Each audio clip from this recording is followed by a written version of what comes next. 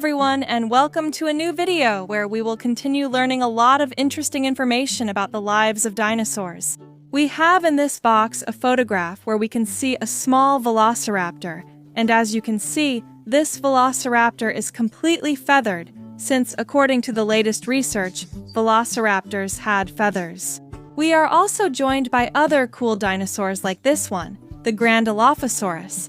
In addition, we are also going to use the Dilophosaurus, the Book of Dinosaurs, an encyclopedia where we can learn a lot of interesting facts about all of them. It comes with a lot of drawings and plenty of information about all of them. So let's open our box to see all the ones hiding inside. Let's see. Wow. And as you can see, we're going to learn using different types of figures. This one here is super soft, so we can squish it and stretch it. And we're going to take them all out to learn their names and their characteristics. And we'll remove the first one. I really like this figure a lot. In previous videos, I already put it together. It came to us in pieces, and I love that because it lets us develop our skills. As you can see, they're joined by small screws, which allows us to move both the back legs and the front legs, and also the jaw on occasion. This is the great Carnotaurus, a carnivorous dinosaur that obviously fed on meat. It was quite large in size, very similar to the great Tyrannosaurus rex. But the most striking and characteristic feature were the two small horns on the top of its head, which are very reminiscent of a bull's horns. According to some encyclopedias, these horns were used to blind its opponents. That is, if it had to fight against another dinosaur, it would headbutt their eyes to blind them and gain an advantage in the battle. In addition, it also had a small crest of spikes on the top of its body. I don't know if you've noticed, but the head of the Carnotaurus is also quite unique, since its sides were flattened. This way, it could lighten the weight of its head. The first one, over here. Let's see which one is next. And we have this figure that, as I mentioned, we can stretch and squish. It looks like the inside is filled with little cork balls. We can see its jaw with some teeth that aren't very big, but they're very sharp. The Velociraptor wasn't very big. It could reach about 2 meters in length. However, it was very fast and could hunt large prey, since they hunted in groups or packs. Therefore, along with their bodies, their speed, and the fact that they attacked together, they could catch gigantic dinosaurs. Also, their front legs were quite long, which allowed them to grab their prey, move them, and eat them. Impressive, isn't it? Here's another one. We're still discovering new animals, and we have a very different one. It looks like in this box, we don't just have dinosaurs. We have all kinds of animals. And look, we have a very realistic figure. It even matches the size standard for chameleons. It's also a soft figure, just like chameleons are in real life. I'm really fascinated by the shape of its feet. Look at how they are. They can open and close these little hands to grab onto branches and the vegetation they find. This one in particular is characterized by the 3 horns it has on the front, which is why it's called the 3-horned chameleon. Its tail is also quite long, and they're usually green in color. They tend to be found in vegetation of the same color. This way, they can camouflage themselves both to hunt and to go unnoticed by predators.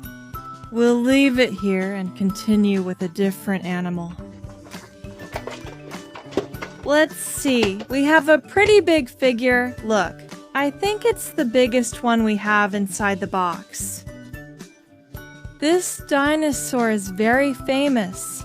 I'm sure all of you already know its name. It's the great Stegosaurus. The Stegosaurus could reach about 9 meters in length. It was a quadruped, which means it walked on all 4 feet, carrying the weight of its whole body. However, if you notice, its hind legs are bigger than its front legs. And that's because it needed to have a lot of strength in the back for its big defensive tail swing.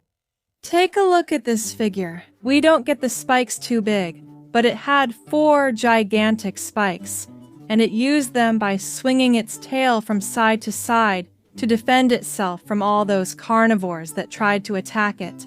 Another method it used to defend itself was its large bony plates. As you can see, they were bigger around the neck area and got even larger in the upper central part, to protect the entire area where its vital organs were located. Another detail is that its head was very small compared to the rest of its body. And just like other herbivores, it had a strong beak at the tip of its mouth. It used it to dig in the ground in search of food. Let's leave this great herbivore aside and continue with a different one. Look, I love this figure. This is a little dinosaur that has just hatched from its egg. Even though it's very tiny, we can already see some features, like the shape of its head. This dinosaur was a Pachycephalosaurus, and it was known for having a super hard skull. It's like its head was armored. Also, on the back we can see large spikes. It also used them defensively. When a predator came, it would give big headbutts. It also used its strong head to engage in battles against other members of its own species, most of the time to impress the females. As you can see, its body is still rounded because it has just hatched from the egg, and its tail is curled up or tucked between its hind legs. Super cool! I really like it.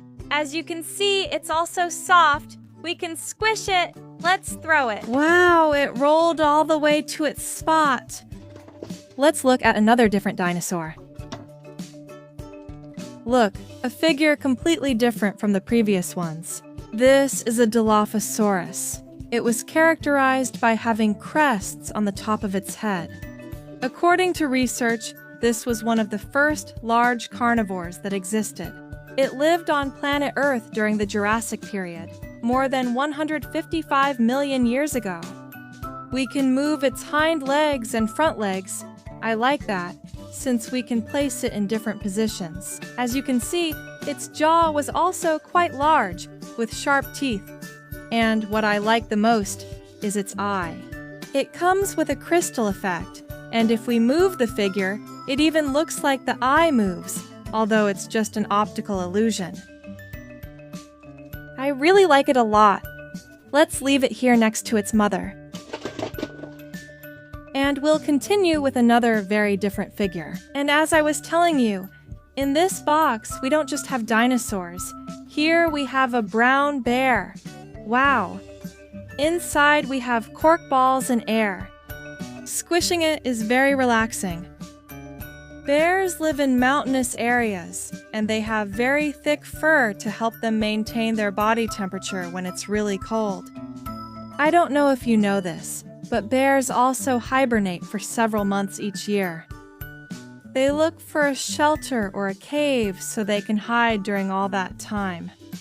They have a pretty big mouth, and even though they're very calm, they can be very dangerous when they're hungry or when they feel threatened. Either them or any of their cubs. Here's another one. We only have a few left to see, and we have another dinosaur. This figure is also one that we can assemble and disassemble as many times as we want, using a screwdriver. As you can see, it can move its tail and legs, and I'm sure you've already noticed. But this is the great Tyrannosaurus Rex. We know it by its big head, and because its front legs have only 2 fingers, something very characteristic of the T-Rex. It has been one of the greatest predators that has ever existed on planet Earth. We'll leave it here. And we have the last figure left to see.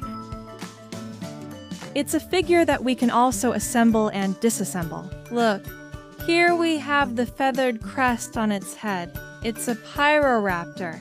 The Pyroraptor was a feathered dinosaur. It had feathers, especially on the back of its head and on its tail, which was impressive.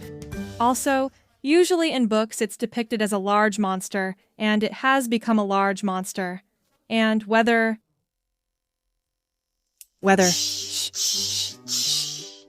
And now we've finished today's video. Here we have all the dinosaurs and animals we've been able to learn about. If you like this video, you can help me by giving me a super like, a thumbs up, so I can keep making lots of fun videos for all of you. And now, it's time to say goodbye. See you in the next video with more amazing animals. Goodbye.